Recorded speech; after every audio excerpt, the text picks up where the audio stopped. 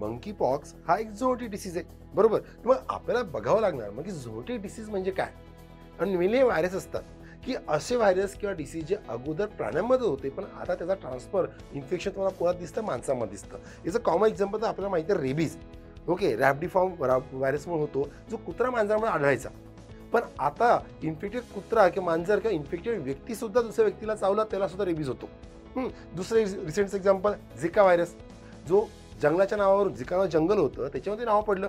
असं अजून एक एक्झाम्पल आहे आपल्याकडं, इबोला नदीच्या नावावरून असणारं इबोला व्हायरस, किंवा डुकरांची शेती करणाऱ्या निपा गावावरून त्या निपा व्हायरस नाव दिलं, जो फ्रूट बॅट्समुळे आला होता. स्वाईन म्हणजे डुक्कर, स्वाईन म्हणजे डुक्कर, त्याच्या नावाचं स्वाईन फ्लू म्हटलं गेलं. असे प्रश्न पडतात आणि त्यांना लॉजिक आहे, म्हणून आई वारंवार विचारते, सगळे विचारलंच आहे का म्हणजे हाही मंकी पॉक्सचे प्रश्न आता का पडला. हा प्रश्न काय कधी आलता, 22 मध्ये आला. का आला, कोरोना पॅन्डेमिक होतं आणि त्याच्यामुळे त्या अनुषंगाने जुन्या काळात त्यांनी विचारले. कारण की हा PHEC होता ना, आताच सांगितलं तुम्हाला मी, की याच्यामध्ये दम होता की पुढे जाऊन हा पॅन्डेमिक करू शकतो, म्हणून तो आयोगाने विचारला आणि त्यामुळे ते आपल्याला करावं लागणार आहे.